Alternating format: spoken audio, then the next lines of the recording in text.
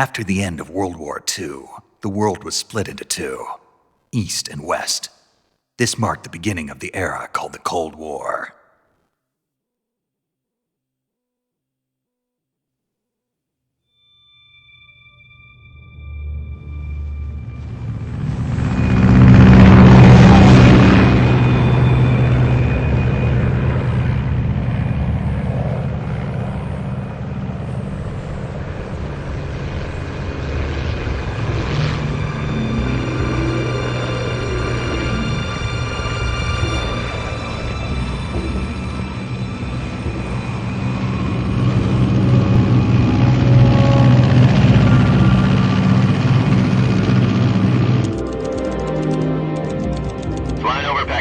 Altitude 30,000 feet.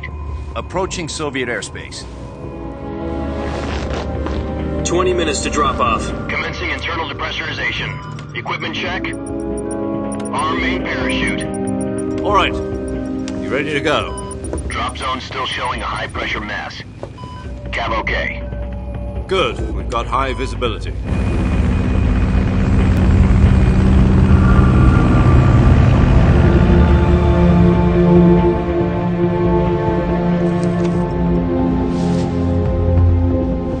Put out that cigar.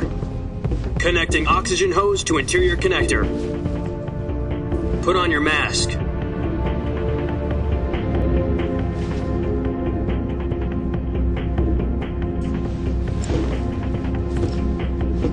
Does this panty waste know what he's doing? Approaching release point. 10 minutes to drop off. Hey, are you deaf? He said put out the cigar and put on your mask.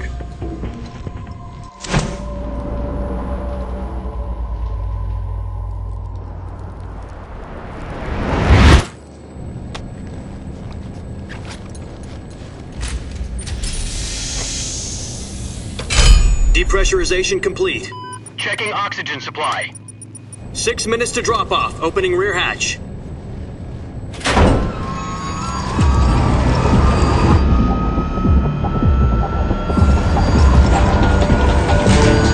Sunrise.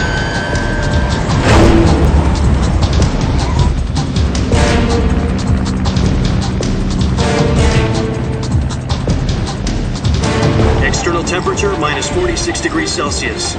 2 minutes to drop off. Stand up. You'll be falling at 130 miles per hour. Try not to get frostbite from the wind chill. 1 minute to drop off. Move to the rear. Activate bailout bottle. This is one for the history books. The world's first halo jump. 10 seconds to drop off. Stand by. Status okay. All green. Prepare for drop-off. Countdown. 5, 4, 3, 2, 1. Spread your wings And fly. God be with you.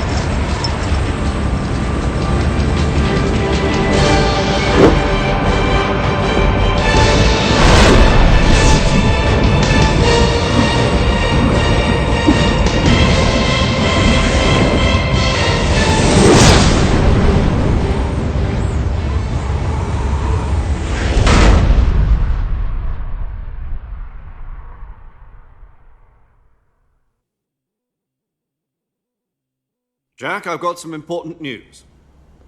The head of the CIA has finally given us the green light for the virtuous mission. Virtual mission? No, the virtuous mission. The future of our Fox unit depends on it. If it succeeds, we'll be officially organized into a unit. Virtuous mission? Sounds like some kind of initiation ritual. You know, don't get cocky. This isn't a training op. Right. So what exactly is this wonderful mission? Well, about 2 years ago, a certain Soviet scientist requested asylum in the West through one of our moles. His name is Nikolai Stepanovich Sokolov. He's head of the OKB-754 Design Bureau, one of the Soviets' top-secret weapon research facilities, and the East's foremost expert on weapons development. Sokolov? Isn't he that famous rocket scientist? The very same. On April the 12th, 1961, the Soviets achieved the first manned spaceflight in history. The Earth was blue, but there was no God. Well spoken. The rocket that carried Yuri Gagarin into orbit was the A-1, known as the Vostok rocket. Sokolov is said to be the man most responsible for the multi-engine cluster used in that rocket. After Gagarin's flight, Sokolov left rocket development to become the head of the newly established Design Bureau.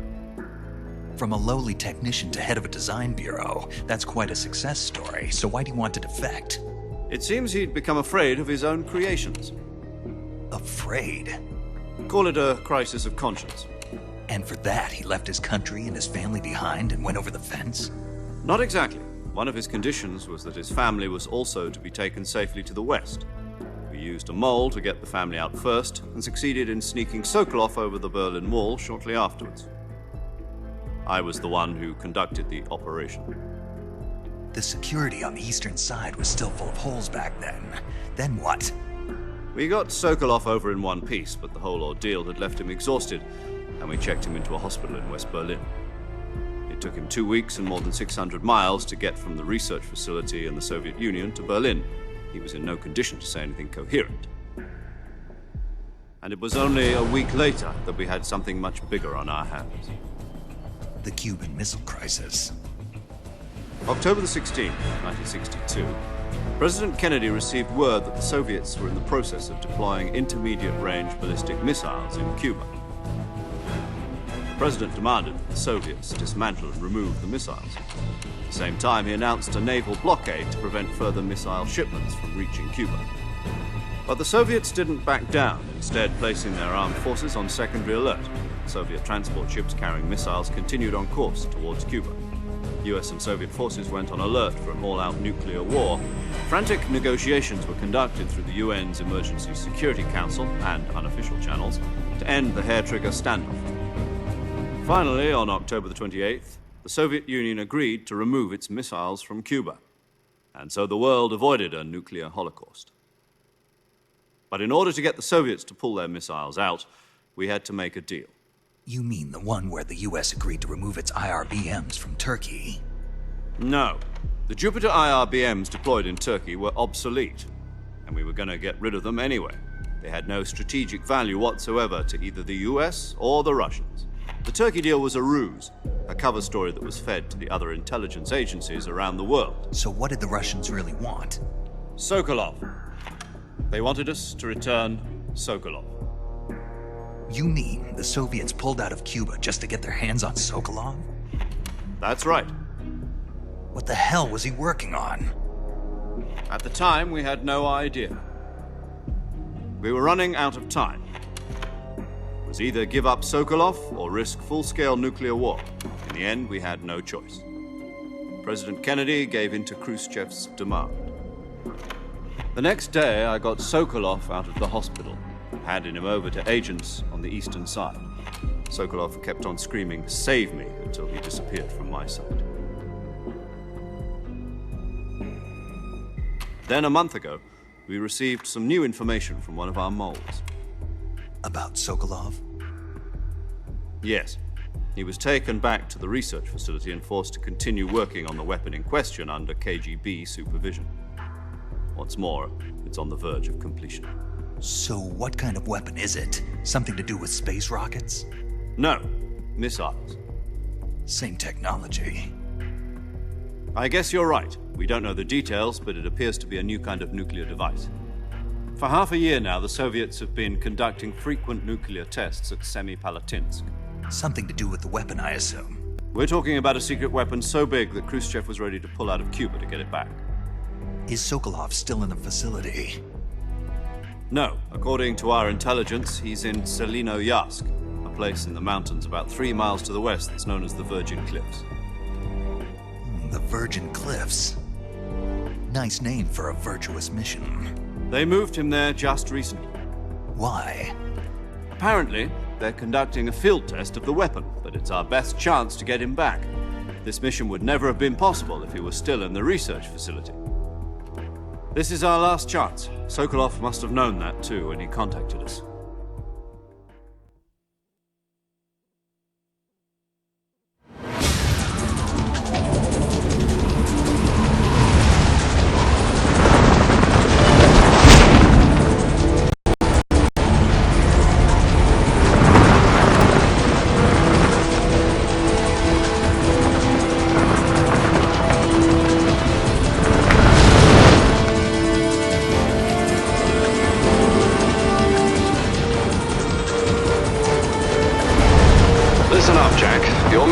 to infiltrate Selino-Yask in the Soviet mountains, ensure the safety of Sokolov, and bring him back to the west.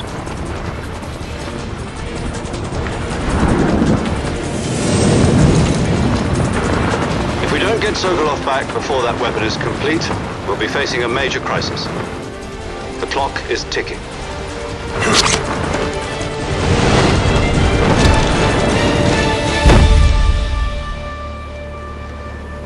Once we've confirmed the rescue of Sokolov, stand by at the recovery point. A recovery balloon will be dropped at that point. Helium will be pumped into the balloon to inflate it. The process takes about 20 minutes. Once it's complete, the gunship's arm will latch onto the balloon and pull it up. The Fulton surface-to-air recovery system. I'm familiar with the theory. Take it easy. It's been combat-proven. Do you think Sokolov is up to it? The shock will be less than during a parachute jump, and the arm can handle up to 500 pounds. So you're planning on going over the border in a single combat Talon? She's equipped with two 6-barrel 20mm Vulcan cannons, as well as two 40mm machine guns. Sounds like she could hold her own against a battalion of tanks. Even with the fuel in the reserve tank, we're facing a 4-hour time limit. If all goes well, it shouldn't take more than a few hours. Home in time for dinner. But if anything goes wrong, you'll be eating dinner, breakfast, and all the rest of your meals in the jungle.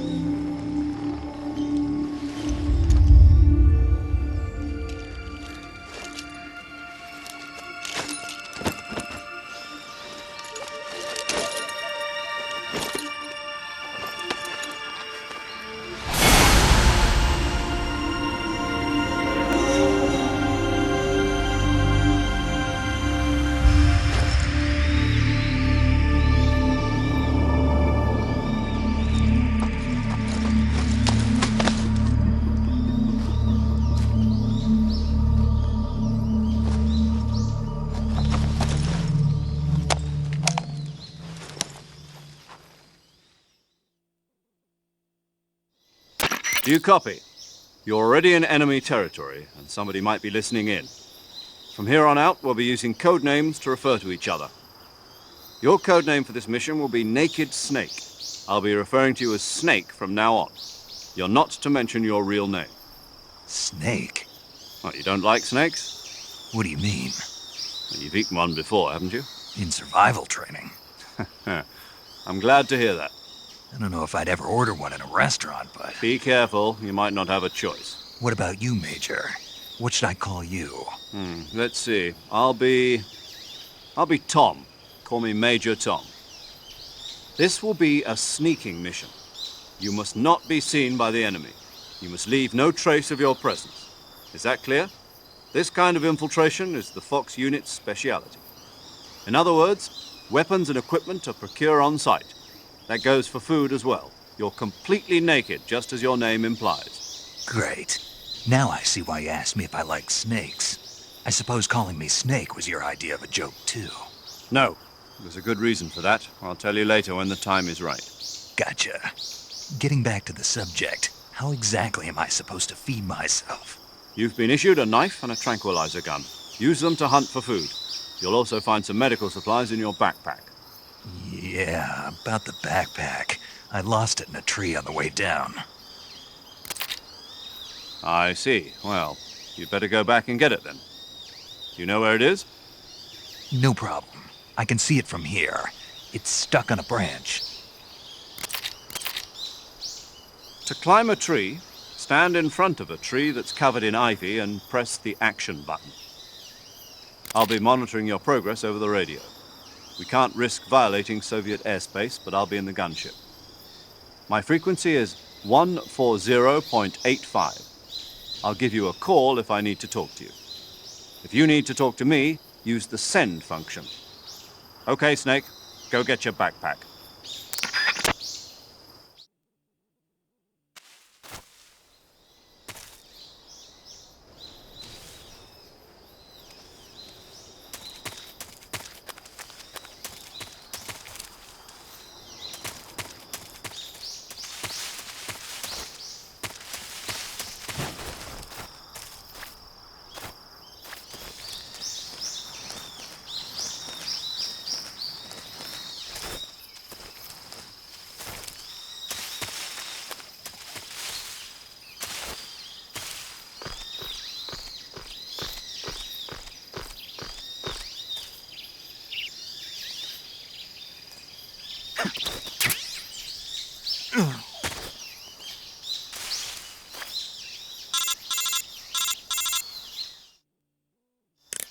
I see you've retrieved your backpack, Snake. To equip a weapon, it's necessary to take it out of your backpack. In the survival viewer, choose Weapon from the backpack. Your available weapons will be displayed in a window in the upper left. From that list, choose the weapon you want to equip and press the Enter button. For other equipped items, just do the same thing from Item. Got it. Use the survival viewer backpack. Yep, that's right. Survival is fundamental to this mission. After you've been out in the field for a while, your stamina will start to drop. If your stamina gets too low, it'll affect your performance. You won't be able to shoot accurately, for example, and your wounds won't heal as smoothly. Keep an eye on your stamina so you don't run out. To recover lost stamina, you can hunt for local flora and fauna. You can use either your tranquilizer gun or your knife to hunt. My only weapon is a Mark 22 Hush Puppy tranquilizer gun? That's right. It's been fitted with its own suppressor. However, the suppressor will deteriorate every time you fire. Once its durability reaches 0, the noise suppression effect will be gone. So don't get too trigger happy with it. The suppressor's durability is shown in the icon. Any weapons and equipment beyond what you're carrying now, you'll have to find as you go. I have to find my own weapons and equipment? Whose crazy idea was this anyway? Solo covert actions are standard Fox operating procedure. You can't leave any traces of your presence. No weapons, equipment, footprints, sweat, or bodily waste. The same goes for bullets and cartridges, too. Your presence in enemy territory is already a violation of international conventions of warfare. There aren't supposed to be any American soldiers in Russia. It could spark an international incident. You can't let anyone see you. You can't let the enemy know you're there. This is a stealth mission. You're a ghost, Snake, in every sense of the word. And there'll be no rescue if you're captured. The military and US government will deny any involvement in the affair. Then I'll just have to take care of myself, huh? I'm afraid so. You've been given a fake death pill for that purpose. SIS guidelines stipulate that soldiers on covert ops like this one be issued a potassium cyanide capsule. Tape it to your body so you can take it when you need to. How generous of you. Use it if you're taken prisoner by the enemy. It'll send you into a state of false death for a short time. Fooling them into thinking that I'm really dead. So how do I come back to life? Just take the revival pill. You mean that thing they put in my tooth before the mission? That's the one. But be careful. If you remain in a state of false death for too long, nothing will be able to bring you back. Remember that. I'll keep it in mind. You said this was a solo mission, right? Right. I guess that means I can't count on any reinforcements. Correct. The mission rests entirely in your hands. A real one-man army. Relax. There's a support team ready to back you up over the radio. Who? I'll introduce them to you. This time, survival is of utmost importance. The first member of the support team will be in charge of monitoring your physical condition, acting as a medic, so to speak, as well as recording your mission data. She's a member of Fox as well, and she's here on the gunship with me. She? Hello, Snake. I'm paramedic. Nice to meet you. Paramedic. As in a medic who comes in by parachute. Aren't you going to tell me your real name? Are you going to tell me yours, Mr. Snake? My name, huh? It's John Doe. And they call you Jack for short. You're a regular Captain Nemo. A name means nothing on the battlefield. After a week, no one has a name. What's your name? Jane Doe. Very funny. I wasn't joking, but I'll tell you my name only if you manage to make it back alive. My frequency is 145.73. She's also in charge of recording your mission data. Whenever you want to save, send a message over the reserved save frequency, 140.96. So saving lets me record my mission data. That's right. It also records the state of your health. Good to know. There's one more person I want to introduce you to, Snake. Huh? Speaking of snakes, you remember the boss, don't you? A legendary soldier and your mentor. Actually, it was the boss that got the DCI's authorization in the first place. She's going to be serving as Fox's mission advisor. The boss is? She also helped me plan this mission. She and I were at SAS together. Jack, is that you? How many years has it been? Boss? That's right. It's me. Talk to me. Let me hear your voice. It's been 5 years, 72 days, and 18 hours. You've lost weight. You can tell just by the sound of my voice. Of course I can. I know all about you. Really? Well, I don't know anything about you. What's that supposed to mean? Why'd you disappear on me all of a sudden? I was on a top-secret mission. You didn't need me anymore. But there were still so many things I wanted you to teach me. No, I taught you everything you needed to know about fighting techniques. I taught you all I could. The rest you needed to learn on your own. Techniques, sure. But what about how to think like a soldier? How to think like a soldier? I can't teach you that. A soldier needs to be strong in spirit, body, and technique. And the only thing you can learn from someone else is technique. In fact, technique doesn't even matter. What's most important is spirit. Spirit and body are like two sides of a single coin. They're the same thing. I can't teach you how to think. You'll just have to figure it out for yourself. Listen to me, Jack. Just because soldiers are on the same side right now doesn't mean they always will be. Having personal feelings about your comrades is one of the worst sins you can commit. Politics determine who you face on the battlefield. And politics are a living thing. They change along with the times.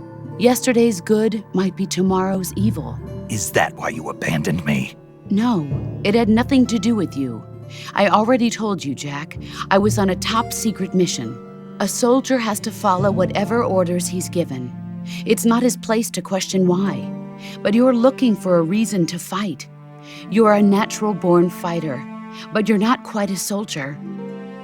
A soldier is a political tool, nothing more. That's doubly true if he's a career soldier. Right and wrong have no place in his mission.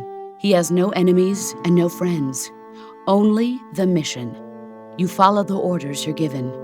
That's what being a soldier is. I do whatever I have to get the job done. I don't think about politics. That's not the same thing. Sooner or later, your conscience is going to bother you. In the end, you have to choose whether you're going to live as a soldier or just another man with a gun. There's a saying in the Orient, loyalty to the end. Do you know what it means? Being patriotic. It means devoting yourself to your country. I follow the president and the top brass. I'm ready to die for them if necessary. The president and the top brass won't be there forever. Once their terms are up, others will take their place. I follow the will of the leader, no matter who's in charge. People aren't the ones who dictate the missions. Then who does? The times. People's values change over time, and so do the leaders of a country. So there's no such thing as an enemy in absolute terms. The enemies we fight are only enemies in relative terms, constantly changing with the times. As long as we have loyalty to the end, there's no point in believing in anything, even in those we love. And that's the way a soldier's supposed to think? The only thing we can believe in with absolute certainty is the mission, Jack. All right, but do me a favor. What is it? Call me Snake. Snake. Oh, right. Your codename is Snake. It suits you well. That's right. The legendary unit that the boss put together during World War II was a snake. The Cobra unit, a group of heroes that brought the war to an end and saved the world. As long as you've got a legendary hero backing you up, you'll be fine. Isn't that right, Snake? Yeah, I can't think of anyone else I'd rather have with me. Oh, and one more thing, boss. Yes? It's good to hear your voice again. Same here. After all, who knows if either of us will make it out alive? Snake, you are always best at urban warfare and infiltrating buildings. But this is the jungle. Survival is going to be key. Those CQC techniques I taught you are sure to come in handy. CQC? Close quarters combat, huh? I've been in the Green Berets for the past few years. I'm probably pretty rusty. Not to worry. I'll be here to help you remember. After all, this is your first actual survival mission. I'll be supporting you over the radio. Where are you, boss? Next to the Major? The boss is communicating with us by radio from aboard a Permit-class submarine in the Arctic Ocean. My frequency is 141.80. Call me if you need my advice on battle techniques. Gotcha. Your mission is to retrieve Dr. Sokolov. Dr. Sokolov is being held in an abandoned factory located to the north of your current position. Avoid heavy combat and don't let anyone see you. Don't forget that this is a stealth mission.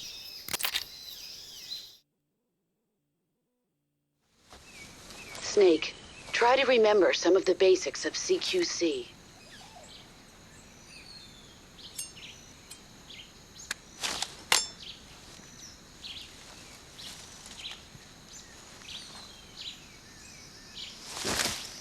Commencing virtuous mission now.